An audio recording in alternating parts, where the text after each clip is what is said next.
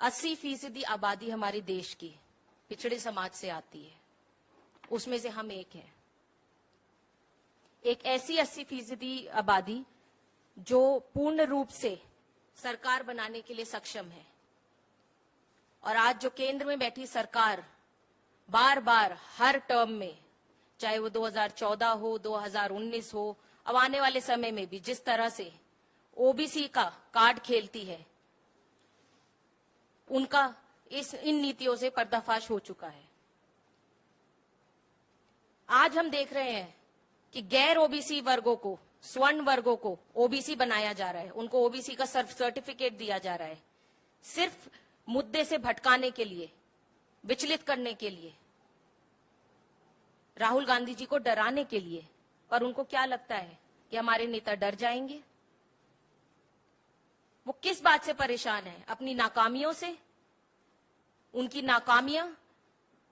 नाकामियां जो नोटबंदी में हमने देखी, जीएसटी में हमने देखी, फार्म लॉज में हमने देखी, जितनी भी उनकी नाकामियां हैं, सीधा सीधा असर पिछड़ी जातियों पर पड़ा है।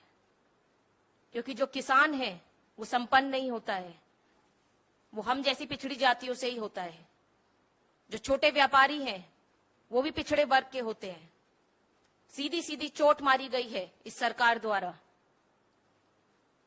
आज जब हम यहां बैठते हैं और सोचते हैं कि किस तरह से देश में हम लोकतंत्र बचाने की बात करें, तो यहां पर हम देखते हैं बीजेपी के लोग विपक्ष को और कांग्रेस पार्टी को कमजोर करने के लिए ओबीसी का कार्ड खेल देती है।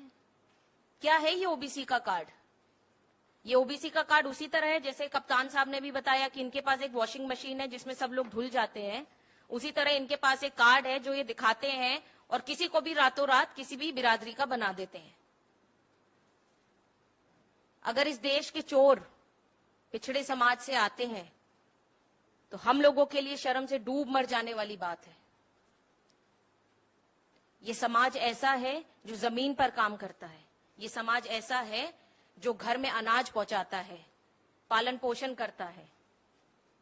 आज आप यहां पर कहते हैं कि ओबीसी को बदनाम करने का काम राहुल गांधी जी ने किया है। क्या बदनाम किया है भाई? आप अजब बात करते हैं।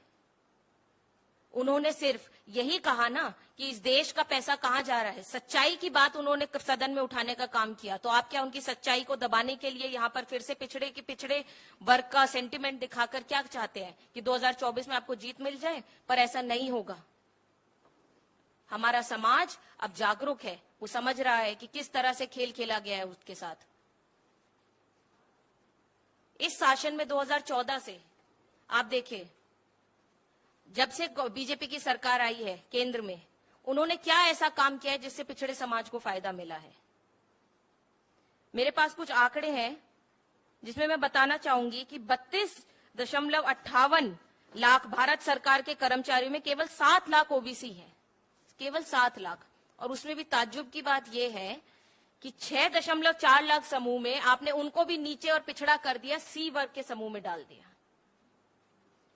भारत सरकार में 89 केंद्र सचिव हैं, जिसमें से शून्य पिछड़े समाज से आते हैं। जिस देश का राजा अपने आप को सर्टिफाइड ओबीसी कहता है, उसके केंद्र में 0 ओबीसी समाज से नेतृत्व है। पिछले 5 वर्षों में कितने आईएएस, आईपीएस या आईएफएस रिक्रूट किए गए हैं? क्या है उनके आंकड़े? क्या ये सरकार सार्वजनिक करना चाहेगी? उनमें से कितने पिछड़े समाज से थे, कितने दलित थे? बीजेपी सरकार का हमेशा से ही दोहरा चरित्र रहा है, ड्यूअल पर्सनालिटी। चाहे वो जातिगत जनगणना में हो, चाहे वो किसी भी तरीके से विपक्ष की आवाज दबाने में हो। आज आप देख रहे हैं कि देश में सारी पार्टियां, 19 पार्टियां एक साथ खड़ी हैं और वो डिमांड कर रही है कि जातिगत जनगणना होनी चाहिए। तो इस चीज से क्यों डर रही है सरकार? क्या डर है? क्या उनका कार्ड उनके हाथ से निकल जाएगा? क्या देश की जो भिन्न भिन्न जातियां हैं वो एक्सपोज हो जाएंगी?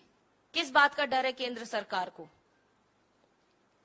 कांग्रेस पार्टी ने हमेशा सच का साथ दिया है, सच्चाई से सवाल पूछने का काम किया है।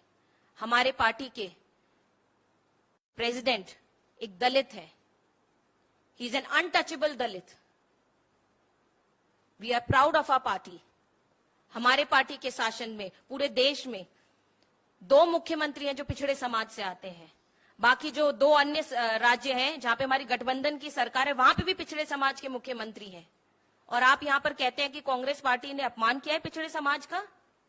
आपके शासन में कितने पिछड़े समाज के ऐसे मुख्यमंत्री हैं जो पिछड़े समाज को आगे बढ़ाने का काम कर रहे हैं? आप उसका हिसाब दीजिए। क्यों बार बार आपकी पार्टी ने यह काम किया है कि जब जब पिछड़ों की मांग उठाई गई, पिछड़ों के विकास की बात की गई, आपने अपना सरकार से समर्थन वापस ले लिया है। पूरे देश में यात्रा निकाली गई थी कमल दल लेकर, किसके खिलाफ निकाली गई थी? पिछड़ों के खिलाफ निकाली गई थी। और आज आप पिछड़ों के हितैषी बन रहे हैं। हम सरकार से पूछना चाहते हैं, क्या सच बोलने की कीमत यही है कि आप हमारे समाज को भी बदनाम करें? राहुल गांधी जी को सदन से बाहर निकालकर आपको क्या लगता है कि वो सच बोलना छोड़ देंगे, आवाज उठानी छोड़ देंगे? हमारे नेता किसी से नहीं डरते हैं।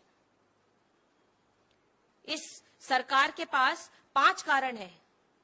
इस सरकार के पास 5 कारण थे कि उन्होंने क्यों इस तरह का ओबीसी कार्ड खेला और इस तरीके की जो राहुल गांधी जी को रातों रात सदन से बाहर निकालने का काम किया। उसके 5 कारण हैं, वो उनके ही फेलियर है। जीएसटी, चीनी घुसपैठ, जिस तरह से चाइना हमारे बॉर्डर में घुसे जा रहा है, कोई उसकी बात करता था वो राहुल गांधी जी थी और हमारी पार्टी थी। अडानी घोटाला और भारत जोड़ो यात्रा की सक्सेस, और 3 काले कानून जो किसान के लिए बनाए गए थे। ये असली मुद्दे ये हैं, पर उसको भटकाने के लिए और भ्रमित करने के लिए यहां पर आज ओबीसी का कार्ड खेला जा रहा है और इसका हम खंडन करते हैं। बहुत बहुत धन्यवाद।